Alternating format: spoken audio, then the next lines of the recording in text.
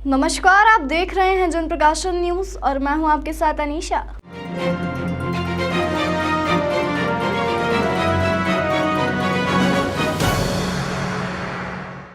इंदौर में हुए cricket match ticket की ब्लैक मार्केटिंग के साथ ही अब कांग्रेस ने एमपीसीए यानी मध्य प्रदेश क्रिकेट एसोसिएशन पर भ्रष्टाचार का आरोप लगाया है। कांग्रेस प्रदेश सचिव राकेश सिंह यादव ने एमपीसीए पर नियमों को दरकिनार कर इवेंट कंपनी को ठेका देने का आरोप लगाया है। इसकी शिकायत उन्होंने लोकायुक्त में भी की है। दरअसल कांग्रेस के प्रदेश सचिव राकेश यादव का आरोप है कि एमपीसीए ने 2022 में होने वाले मैच का ठेका ब्लू नेक इवेंट कंपनी को दिया है। इसके लिए एमपीसीए के पदाधिकारियों ने कंपनी को फायदा पहुंचाने के लिए नियमों में बदलाव किए हैं, क्योंकि 2017 और 2019 में टेंडर नियमों के मुताबिक कंपनी का टर्नओवर 3 करोड़ से ज्यादा का होना चाहिए। वहीं अर्नेस्ट मनी 2 लाख रुपए थी, लेकिन ब्लू नेक कंपनी की जो ठेका शर्त थी उसे पूरी तरह बदल दिया।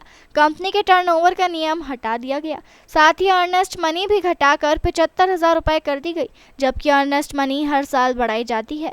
राकेश सिंह यादव के मुताबिक इस भ्रष्टाचार में एमपीसीए के अध्यक्ष अभिलाष खांडेकर और सीईओ रोहित पंडित की मिली भगत है। इन्होंने पूरे घोटाले को अंजाम दिया है। इन्हें भाजपा नेताओं का समर्थन हासिल है। वहीं इस पूरे मामले की शिकायत उनके द्वारा पीएम, सीएम, लोकायुक्त और आर्थिक अपराध में की गई है।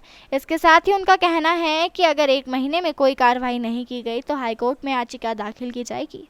देखिए, एमपीसीए के जो अध्यक्ष हैं अभिलाष खांडेकर और जो सीईओ हैं रोहित पंडित, ये एक तरह से क्रिकेट माफिया बन गए हैं।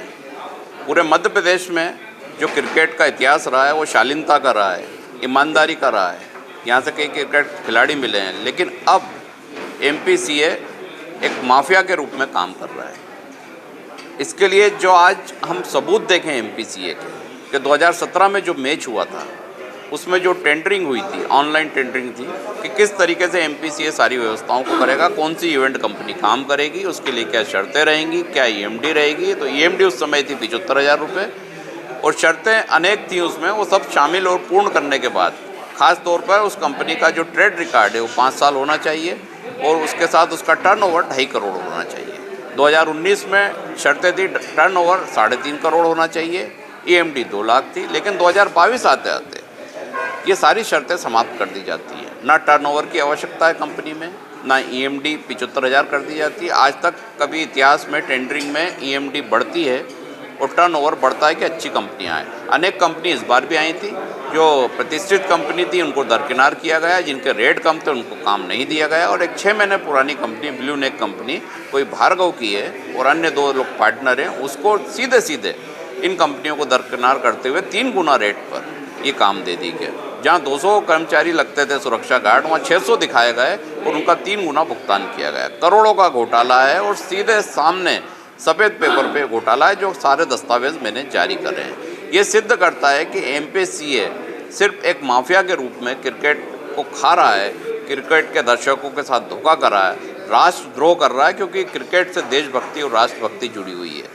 और इंदौर का नाम बदनाम करने के लिए इस तरह का काम करना एक अपराध की श्रेणी में आता है। इन सारे सबूतों के साथ मैंने आर्थिक अपराध और लोकायुक्त में इनके खिलाफ शिकायत दर्ज कराई है।